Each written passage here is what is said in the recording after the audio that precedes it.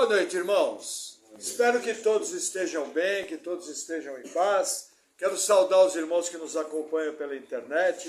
Vamos orar pela palavra. Senhor, te agradecemos por tua palavra.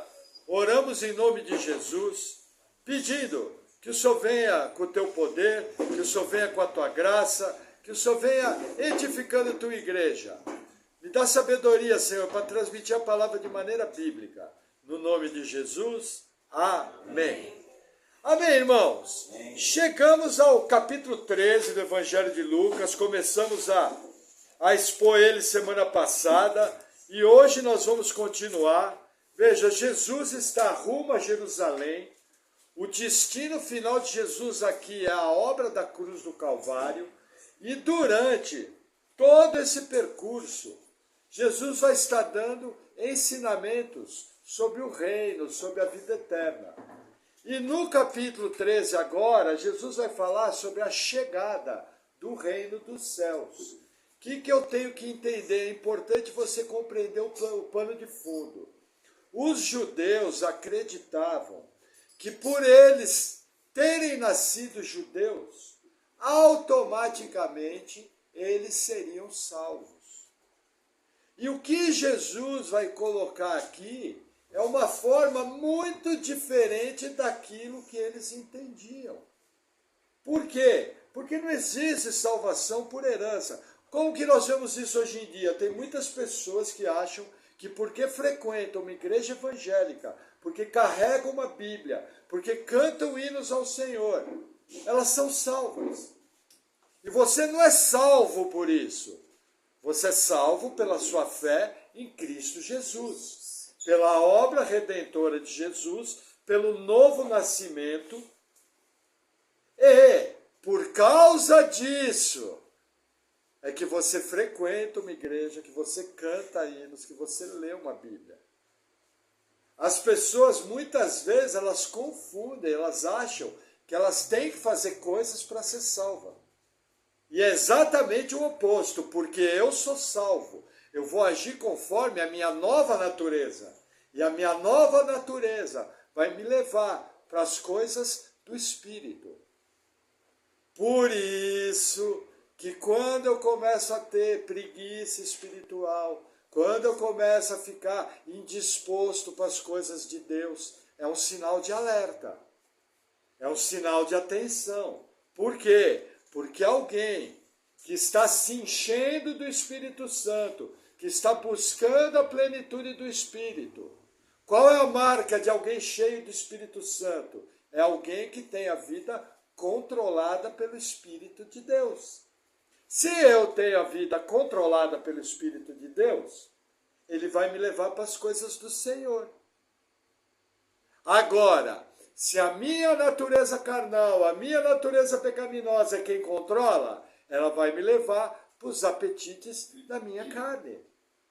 Então é muito fácil, irmãos, entenda, a vida cristã não é algo fixo. Nós temos altos e baixos, nós temos momentos onde nós estamos com uma tendência mais espiritual. E existem momentos onde eu dou uma baixada. Qual é o problema dos crentes? Veja, se eu estou doente, eu vou no médico. Se eu estiver doente e não for no médico, eu vou morrer. O que os crentes fazem? Fazem exatamente o oposto. Quando ele está numa crise de fé, quando ele está com alguma dificuldade, ele se afasta das coisas do Senhor. É curioso isso, porque na nossa vida prática eu faço ao contrário. Então assim, irmãos, a coisa, na verdade, ela tem que ser meio simples. Quando eu vejo que não está caminhando bem, quando eu vejo que eu estou esfriando, é aí que eu tenho que tomar uma atitude prática, de buscar mais o Senhor, de ler a Bíblia.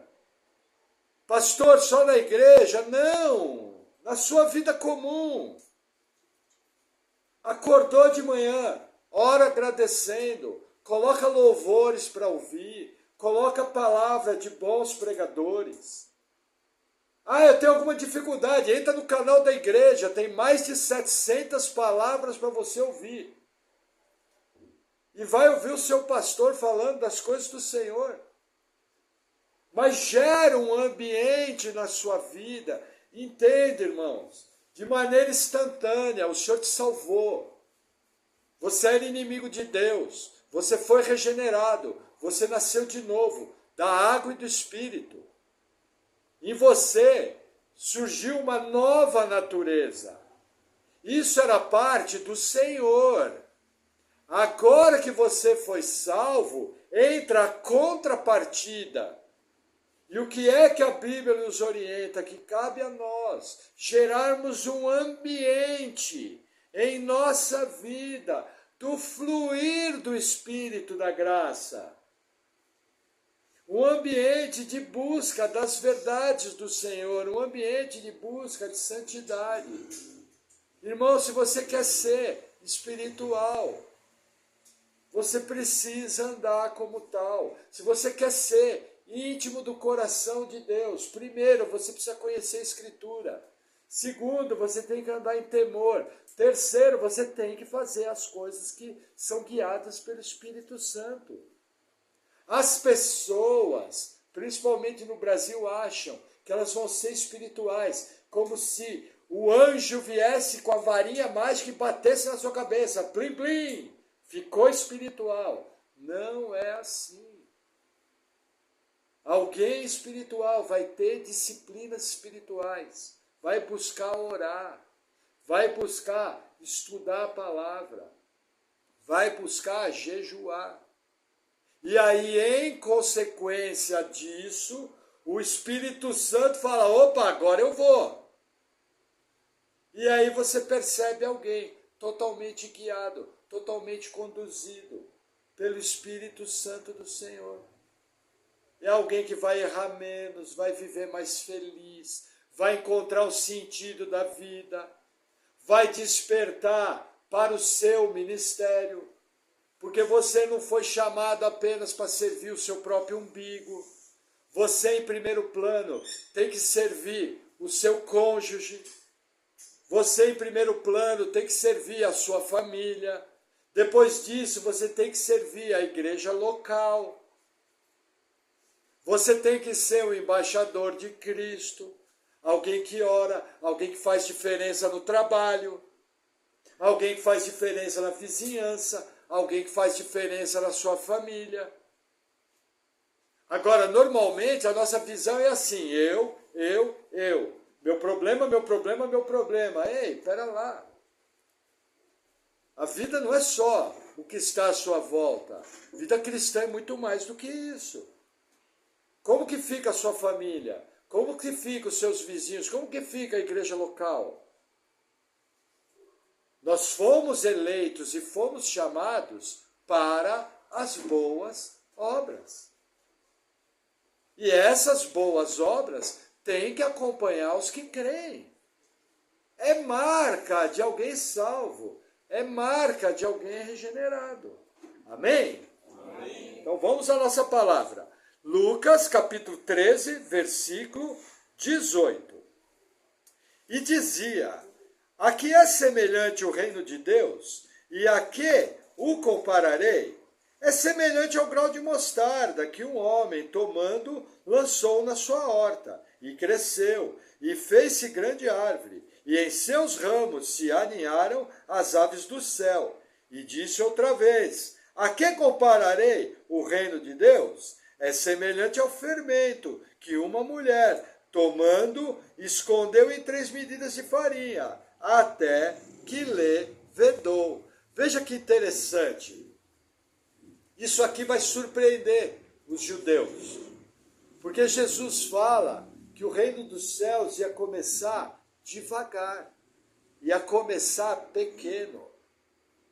É muito importante lembrar como eu interpreto parábolas. Esquece de querer interpretar os símbolos. Muito erro teológico. O que é o grão de mostarda? Quem são as aves? Para vocês terem uma ideia, uma vez eu vi um pregador, coitado, mal orientado, que dizia que as aves aqui, eu já vi falar que representava até o mundo espiritual. Irmãos, é simples, o grão de mostarda era a menor das hortaliças, o menor grão. E quando a mostarda germinava, virava uma árvore muito grande. Da mesma maneira o fermento era um punhado. Quando colocado na farinha, levantava toda a massa. O que Jesus está querendo dizer? O reino no começo é pequeno. O reino começa de maneira simples. O reino está começando com um carpinteiro de Nazaré, a região menos provável de que viria o Messias. Um lugar que não era valorizado por ninguém.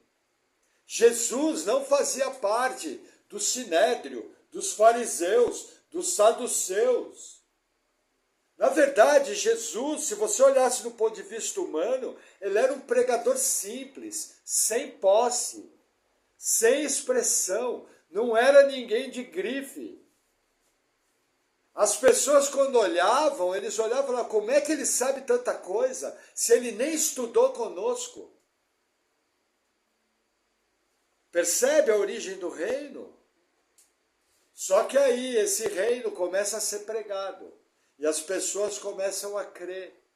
E cada pessoa que é conquistada para Cristo, o reino cresce. Até que vai chegar o momento, na segunda vinda, que Jesus vai vir e vai reinar plenamente. Pastor, é só isso? Não! Jesus Cristo, depois de cumprir toda a sua obra aqui na terra, ele ascendeu aos céus. E ele já reina hoje, no céu, acima de todo principado, acima de toda potestade, tanto no presente século como no porvir. Só isso, pastor? Não! E ele é o cabeça da igreja, essa autoridade ele deu à igreja, que somos nós.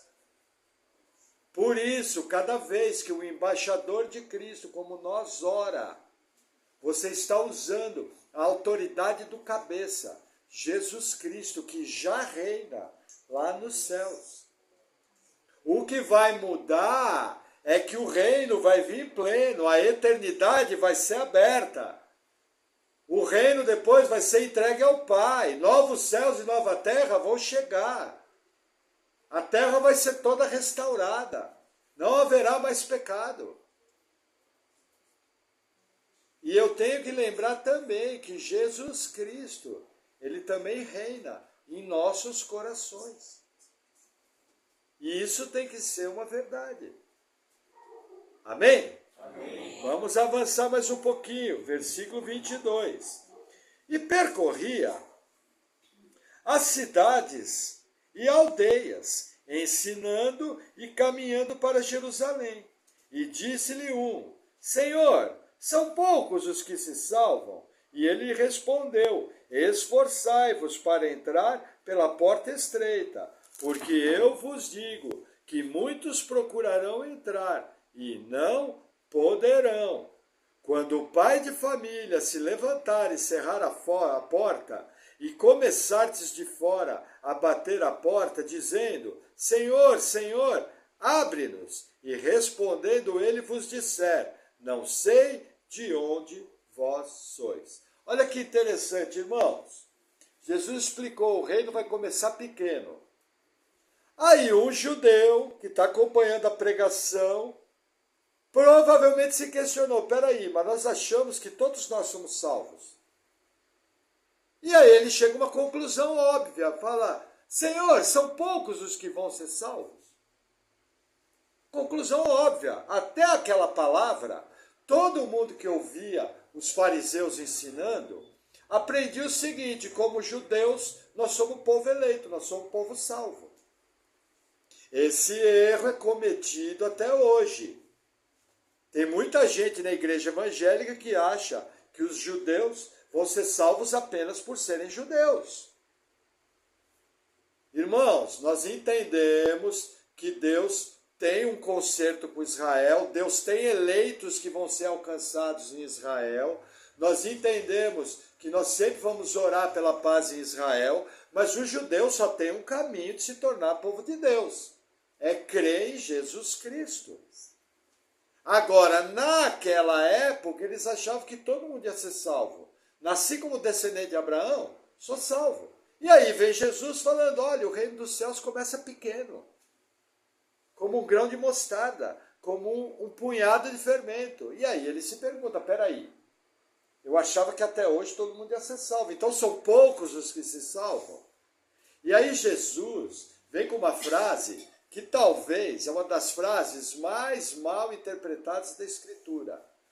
Esforçai-vos para entrar pela porta estreita. E aí, o que é essa porta estreita?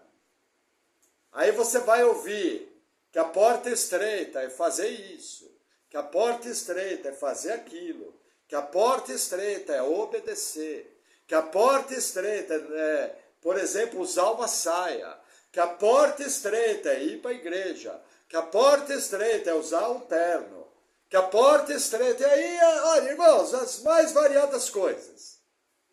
Irmãos, a Bíblia explica a Bíblia. Quem é a porta?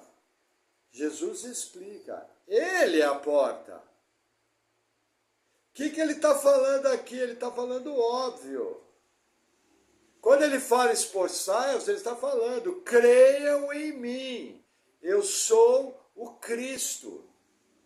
A porta da salvação sou eu. Como ele fala no Evangelho de João.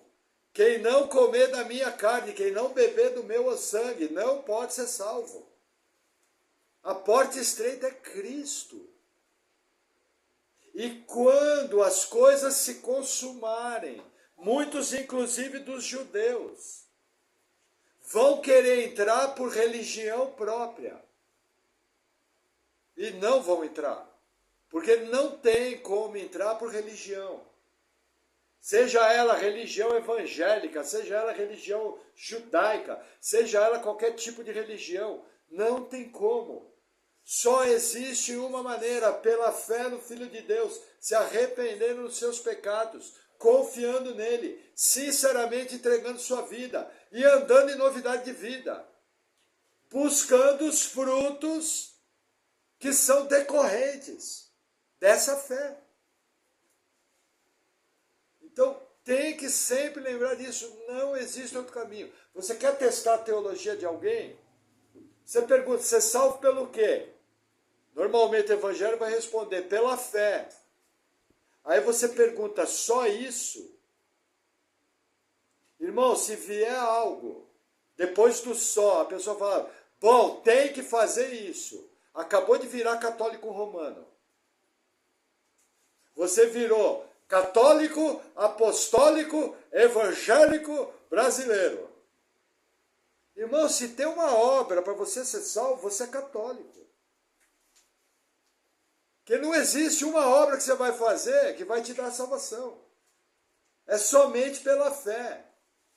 E para que você fique bem desconfortável com a sua religiosidade, inclusive a fé que você teve foi Jesus que deu. O seu papel na salvação foi entrar com o pecado. Ele entrou com todo o resto da obra. E por um milagre do novo nascimento, você creu. Em consequência desse novo nascimento, você passou a amar a Deus. Aí sim. Como você é nova criatura, as coisas velhas passaram, tudo se fez novo, você vai andar em novidade de vida. Você vai romper com as velhas obras. Você vai ter nojo do pecado. Você vai procurar andar de maneira santa. Mas eu sempre tenho que lembrar, a porta é Jesus. Se você chegar até para os irmãos arminianos, perguntar para um arminiano nascido de novo, quem te salvou? Ele vai falar, foi Jesus. Por quê? Porque falou, antes de Jesus entrar na minha vida, eu era cego. Então, cuidado. Cuidado com essas historinhas bobas da internet. Modelos teológicos são importantes, mas para você estudar. Salvação é em Cristo, pela fé. Obra única e exclusiva dele. E todo crente que é nascido de novo sabe que a obra foi de Deus. Todo mundo sabe disso. A pessoa olha para trás e vê, era impossível. Se Deus não tivesse me alcançado, eu ainda estava naquele lugar, e se bobear estava pior. Sempre lembre-se disso. Por quê?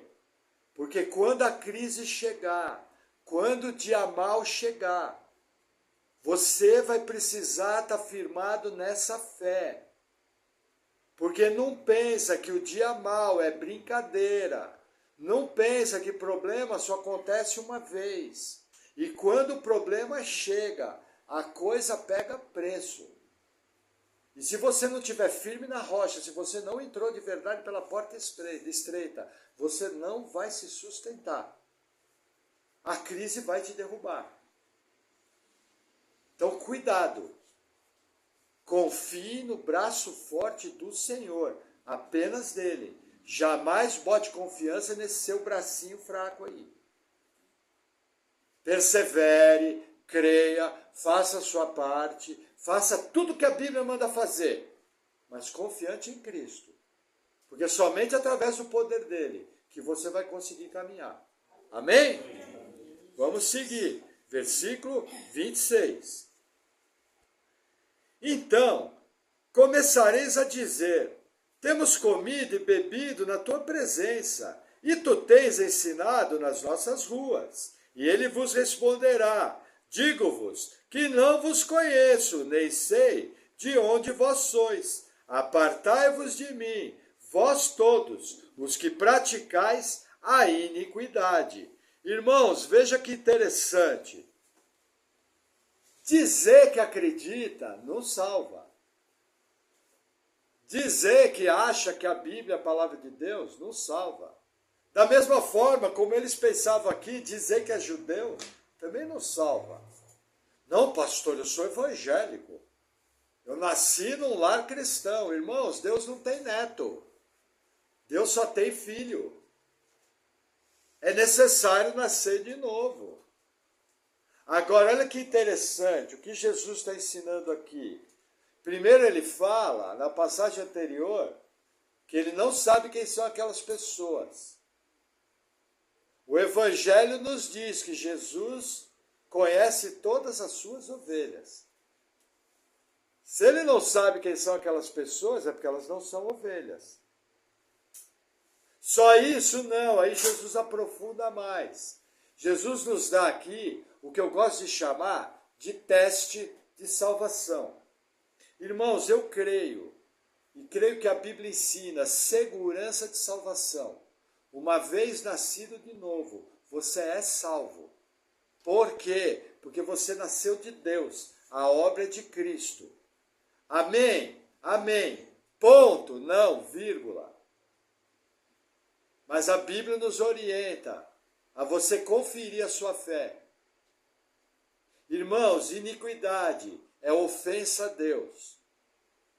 Mas não é uma simples ofensa, é alguém que vive continuamente em pecado. Se você acha, grave bem essa frase, se você acha, é você que está achando, que você é salvo e você vive uma vida de iniquidade, de ofensa a Deus, irmão, você é o pior enganado que existe. Como eu costumo dizer, você vai para o inferno carregando uma Bíblia e vai entrar lá cantando música de crente.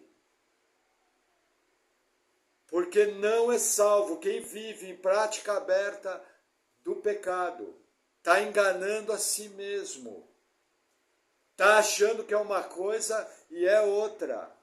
Não abaixe o preço. A nossa fé é inteligente. Segurança de salvação é para nascido de novo. Não é para religioso, que é 2 vezes filho do inferno. E que acha que porque aderiu a uma religião, agora é salvo. Religião não salva.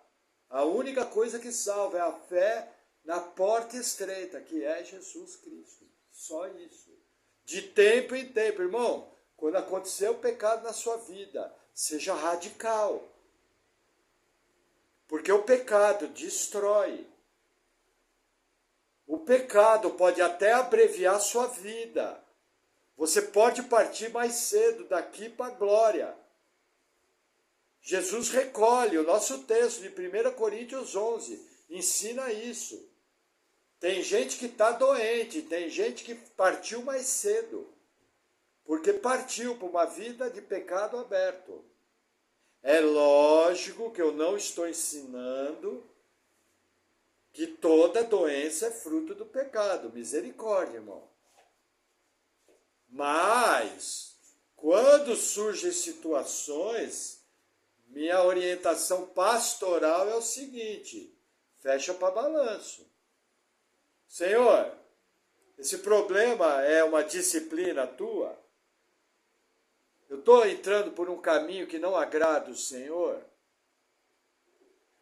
Agora vou falar que nem o pastor Maurício fala. Não escandalize. Eu já falo assim: Senhor, diga logo, errei. Se eu errei, fala logo, que eu já quero romper com isso. Irmãos, tem que ser radical. Só que aí muitas vezes você ora e não vem resposta nenhuma. Por um lado você fica feliz. Bom, fala, não fui eu. Irmãos, o Espírito Santo mostra quando você está com erro. O Espírito Santo mostra. Vai vir uma passagem da Escritura, vai vir uma lembrança na sua mente. Irmãos, às vezes o erro é mais simples do que você pensa. Às vezes você foi grosseiro com a sua esposa, foi estúpido. Isso entristece o Espírito Santo, irmãos. Ser grosseiro com o cônjuge é pecado. Não venha trocar o nome. Irmãos, faltar em culto quando você podia vir é pecado. Hebreus 10 fala: não faça como é o hábito de alguns que deixam de congregar. Só que eu vou lá e mudo o nome. Ah, estou cansado, também trabalhando do jeito que eu estou. Irmão, se o seu trabalho é o seu ídolo, isso é idolatria, é pecado também. Não mude o nome. Percebe qual é o negócio que eu faço? Eu peco e aí mudo o nome. Em alguns lugares até falam, né? É falha, essa foi... Não, nossas falhas, misericórdia. O pecado barbado, cabeludo. E o cara me chamar de falha.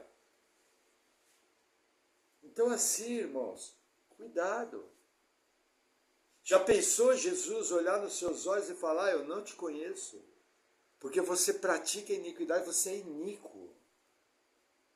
Irmãos, iniquidade é uma das coisas mais ofensivas a Deus que tem. Agora imagina, agora vamos para a segunda alternativa. Você é filho de Deus, nascido de novo. E você está vivendo uma vida de iniquidade.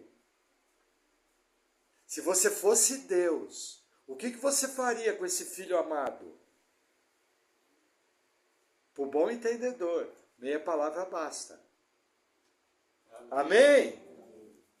Os irmãos ficaram moados. Vamos seguir. Versículo 28. É bom ficar moado mesmo, viu, irmão? Pecado é coisa séria. Pecado ofende a Deus. Versículo 28. Pois qual de vós, querendo edificar uma torre, não se... Pera, peguei errado. Peguei o 14. 28 aqui. Ali haverá choro e ranger de dentes, quando virdes Abraão, e Isaque, e Jacó, e todos os profetas do reino de Deus, e vós lançados fora, e virão do Oriente, do Ocidente, do Norte e do Sul, e assentar-se-ão à mesa no reino de Deus. E eis que derradeiros há, que serão os primeiros, e primeiros há, que serão os derradeiros. Irmãos, choro é remorso aqui no texto. Melhor interpretação dos teólogos é que choro aqui é remorso. Pastor, por que não é arrependimento? Se fosse arrependimento, o cara tinha crido. Lembra a diferença do arrependimento e do remorso? E ranger de dentes não é frio, tá? Tem gente que acha que ranger de dentes é frio. Ranger de dentes é ódio contra Deus. Os seres humanos, rebeldes a Deus, quando verem que foram lançados fora do reino, eles vão ranger os dentes contra Deus, em ódio a Deus. Deus só pode ser amado pelos seus filhos. A situação do homem caído. É de não querer a Deus. Nós vamos ver alguns textos na aplicação da palavra. Mas entenda, quando Deus fala ranger de dentes, é que as pessoas vão odiar Deus. Como que eu não posso entrar pelas minhas obras? Isso ofende o ser humano. Irmãos, uma coisa que eu acho legal, a salvação vindo apenas de Deus. Isso é uma visão, normalmente, da teologia calvinista. Mas quando eu era arminiano, eu também acreditava que a fé vinha só de Deus. Então não é exclusividade. Irmãos, você falar para o ser humano que toda salvação, toda fé vem de Deus, ofende o ser humano. Como que eu não faço nada? Você está maluco? Eu tenho que fazer alguma coisa. Não, é presente. Foi Ele que deu. Ele que deu. Foi obra única e exclusiva de Deus. Mas eu criei, é lógico que você creu, você não é um robô. Você fez isso com todo o seu entendimento, com toda a sua força, com toda a sua fé. Mas lembra, foi obra dele. Amém? Amém. Vamos lá, mais uma coisa importante. Olha como o contexto aqui é o povo judaico. Jesus cita os patriarcas, fala, ó, vocês vão ver Abraão, vocês vão ver a Isaac, vocês vão ver a Jacó na mesa. E vocês que se acham filhos de Abraão, não vão estar lá. Nós mais à frente, em Lucas 16, vamos ver a história do rico e do mendigo Lázaro.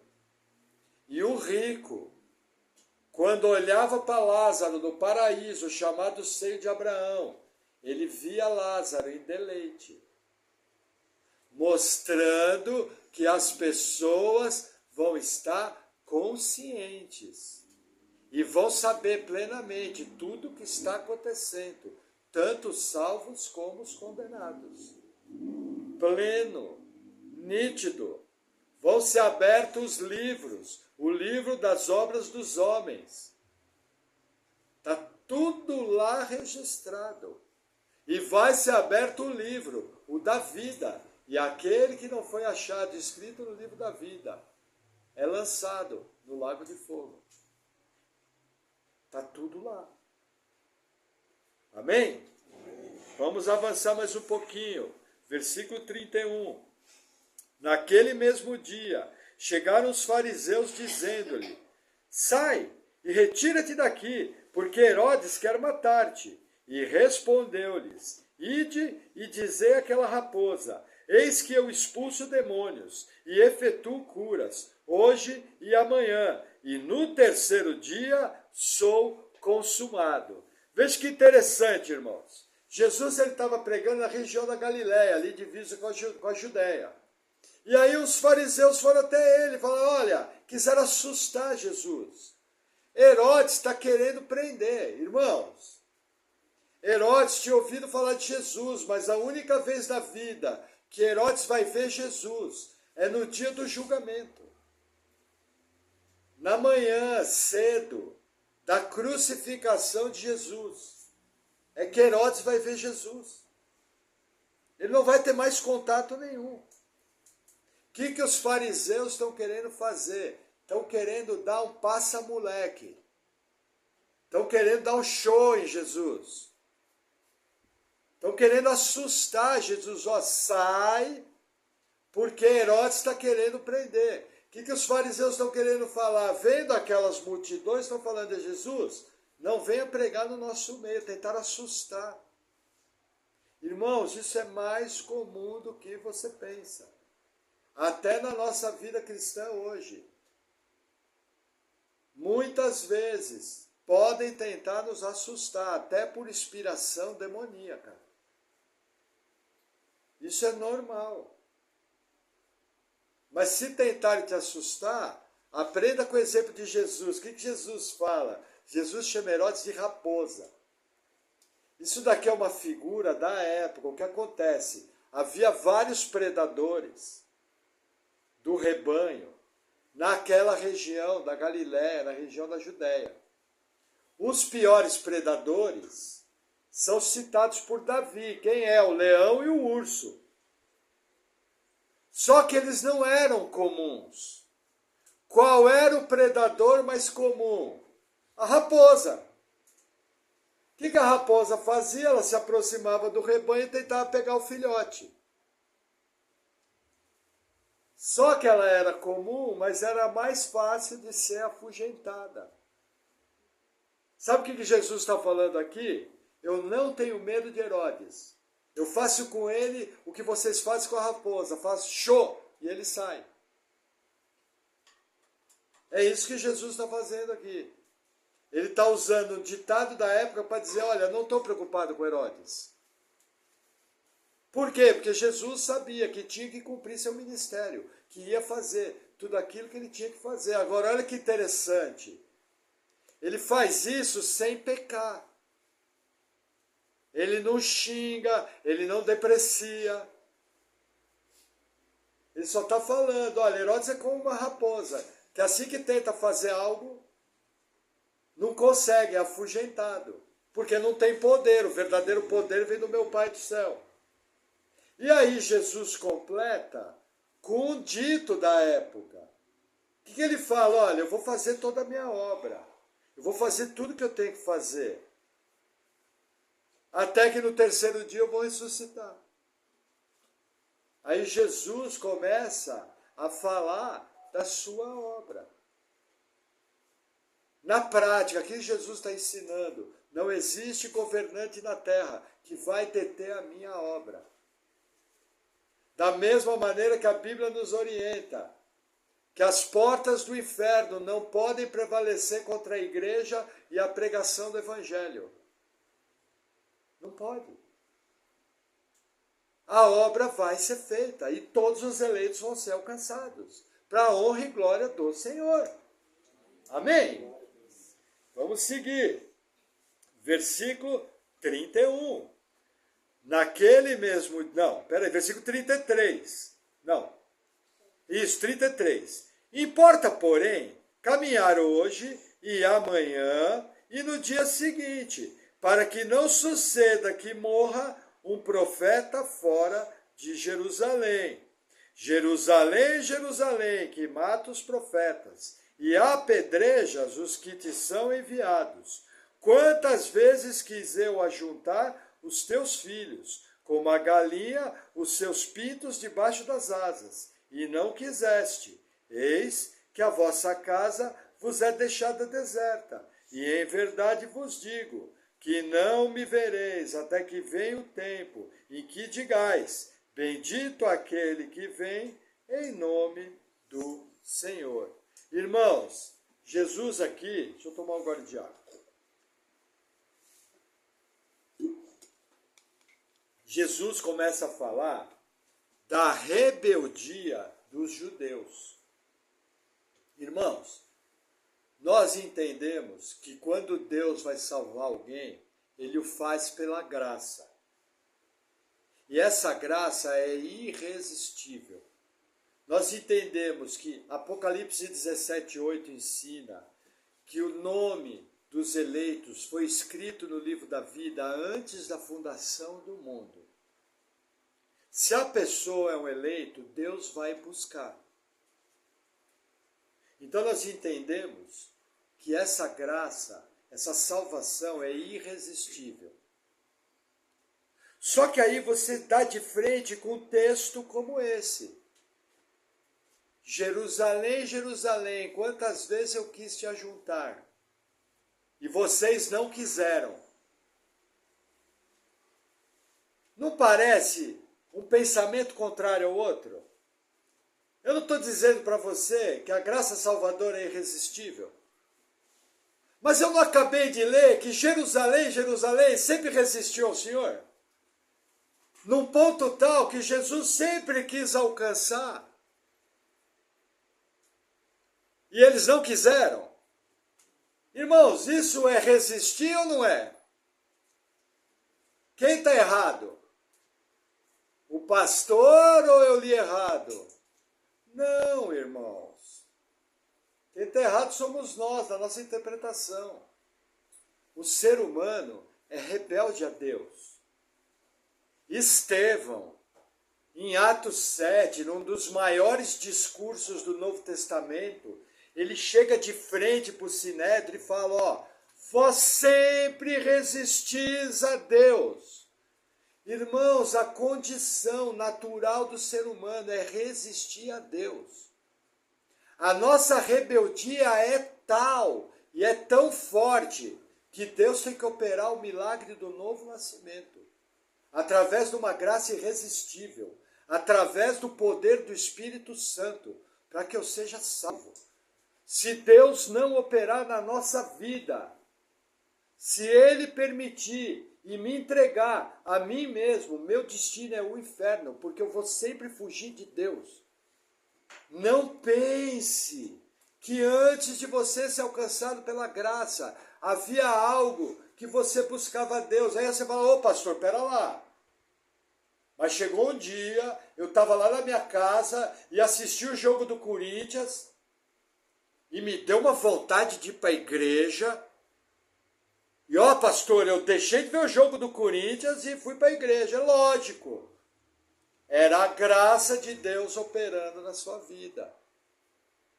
Ah, pastor, mas não foi só isso não. Uma época eu estava lá na minha igreja, estava lá na igreja católica, e o padre falou uma coisa e me incomodou. E eu fiquei incomodado porque ele falou de pecado. É lógico, irmão, era o Espírito Santo começando a atuar na sua vida, irmãos. Graça salvadora é um processo. Você começa a ser ministrado pelo Espírito Santo. Ele começa a expor quem você é. Você começa a enxergar, pela luz vinda de Deus, o seu pecado. Você começa a ser convencido do juízo. Você começa a ser convencido de que Jesus Cristo é Deus. Tudo isso é um processo. Alguns mais rápido, outros mais devagar, alguns fora da igreja. E não fique surpreso, alguns dentro da igreja. Nossa, pastor, dentro da igreja tem gente que não é nascido de novo e não é salvo? Bem mais do que você pensa. Está cheio de gente que acha que é nascido de novo e não é. Mas não importa. Quando a graça salvadora chega, a obra é feita, acontece o milagre do novo nascimento e você é salvo. Agora o que eu quero que você lembre, irmãos, esse povo aqui, eles eram um povo eleito da antiga aliança. Só que da mesma forma que eu e você, eles tiveram que, pela fé, crer no Messias. Alguns creram, como Abraão, como Isaac, como Noé, no Salvador que ia vir.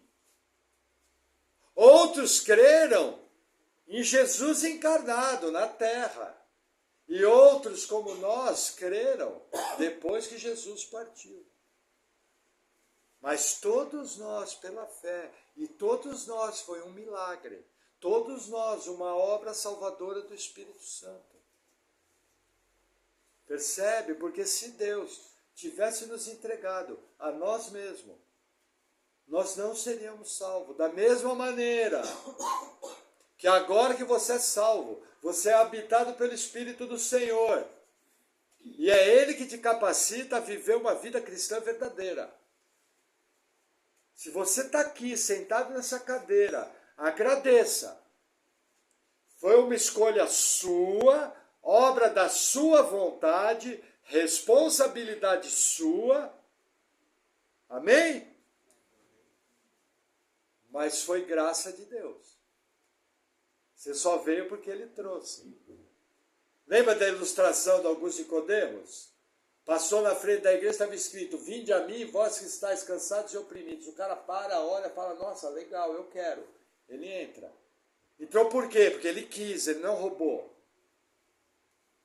Aí ele chegou lá dentro, viu o ambiente, cantando louvor, olhou para trás e falou, mas só podeis vir a mim aquele que o Pai do céu trouxer. Qual que é a verdade? Os dois. Qual é a moral da história? Os dois são obra de Deus. Mas sempre lembre disso. A vida cristã é vivida por você. E textos como esse servem de alerta. Se o povo que era escolhido, o povo que tinha tudo para ser salvo, foi arrancado, como Romanos 11 ensina. Imagina nós, que éramos galho da oliveira brava e fomos enxertados na oliveira santa.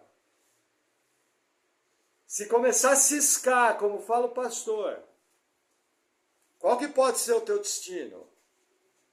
Irmão, salvação é coisa séria. De Deus não se zomba. Aquilo que o homem plantar, certamente colherá. Amém? Amém. Vamos a algumas aplicações. Veja, se os irmãos quiserem abrir, se não quiser abrir eu vou ler. Apocalipse 1, versículo 7.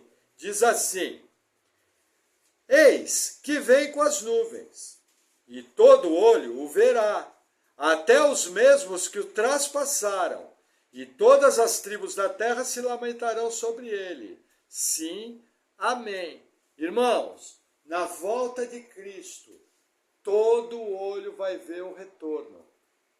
Cuidado com esse conceito de que o arrebatamento vai acontecer sem ninguém perceber. Os sinais são claros.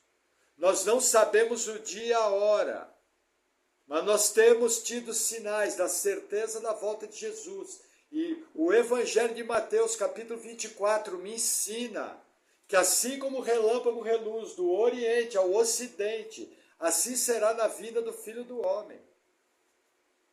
E quando Jesus vier, todo olho verá. Entendeu?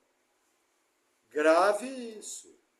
Nós vamos explorar melhor o assunto no capítulo 21 de Lucas. Tá? Outro texto, Apocalipse 5, versículo 12. Que com grande voz diziam, digno é o Cordeiro, que foi morto, de receber poder, e riquezas, e sabedoria, e força, e honra, e glória, e ações de graças. Irmãos, Jesus já reina hoje. Por que é importante isso? Existem algumas teologias de alguns irmãos queridos que acham que Jesus não reina hoje. Eu creio que não é a melhor interpretação. Eu creio que todo intérprete bíblico que ensinar que Jesus já reina está indo no caminho certo. Pode haver uma diferença ou outra, mas é importante. Cristo reina hoje. Nada do que acontece na terra está fora do controle dele. Nada do que acontece na minha vida está fora do controle dele. Amém? Amém. E aí mais um texto. Apocalipse 16, 11.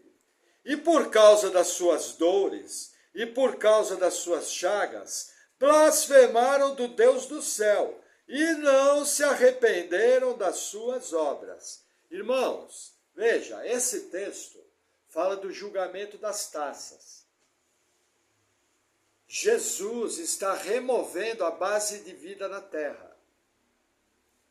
Na primeira, segunda e terceira taça, toda a água da terra, toda a planta da terra e toda a vida marinha vai ser retirada. O que está acontecendo? É o chamado o dia do Senhor, que tem muita chance de ser um dia. E aí o que acontece? Começa a surgir nos homens úlceras, tumores. E eles sabem que aquilo vem de Deus. E o que o Apocalipse ensina? Que os homens, debaixo de um pesado juízo de Deus, não se arrependem, ao contrário, eles blasfemam contra o Deus do céu. Mostrando que a natureza do ser humano é de blasfêmia, é de ser inimigo de Deus. Irmãos, não fique assustado. Nós éramos iguaizinhos a eles. Não tinha nada melhor em nós. Só mudou, porque Deus te alcançou. O que eu estou querendo dizer? Sabedor disso, qual é o nível de compromisso que você tem que ter com Cristo? Percebe que o vosso pastor é tão chato? Percebe que eu pego no pé? Porque não entra na minha cabeça alguém que entendeu que era pecador, miseravelmente corrupto. Ficar fazendo conta de como vai servir a Deus, ficar tendo reserva. Ai, hoje estou cansado. Ai, hoje não quero ler a Bíblia. Ai, não estou afim de orar. Já pensou se Jesus tivesse feito a mesma coisa com você? Ah, hoje eu não estou afim de salvar o Maurício. Estou afim de salvar o Erasmo. Ele é muito ruim. Percebe, irmãos? Compromisso. Coração agradecido. Olha o que Jesus fez. Nós éramos inimigos de Deus, éramos filhos da ira. Ele veio para ser moído pelas nossas transgressões. Ele não foi nem recebido pelos seus. Mas o fato dele não ser recebido, o que acontece? Abriu oportunidade para nós que não éramos filhos. E aí ele veio nos alcançar. Ele é o cabeça da igreja. O Espírito Santo habita em nós para capacitar para toda boa obra. E eu fico fazendo conta. Isso é um cristianismo medíocre. Isso é abaixo da linha. Não deve ser assim. E aí fica a minha palavra de incentivo para encerrar. Pastor, o que o pastor está falando é pesado. Sim. Só que não é com isso que eu estou bravo. Eu estou bravo comigo mesmo, porque eu não consigo viver isso que o pastor falou. Ótimo. Começou certo. Reconhecendo sua falha. Reconhecendo sua limitação. Agora eu vou te ensinar a segunda parte. Hoje à noite, quando você for dormir, bota a cara no pó. Conta para Jesus a fraqueza da sua fé. Fala para Ele que você não quer viver assim. E através da graça dEle, começa a andar em novidade de vida. Eu quero ver se você não muda, porque Ele é poderoso. O meu poder se aperfeiçoa na tua fraqueza. Então confie nele.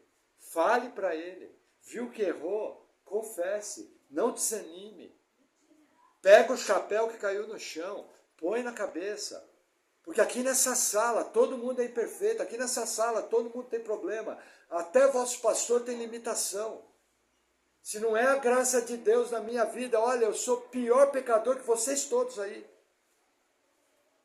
Se não é Deus zelar pela minha vida, estou perdido.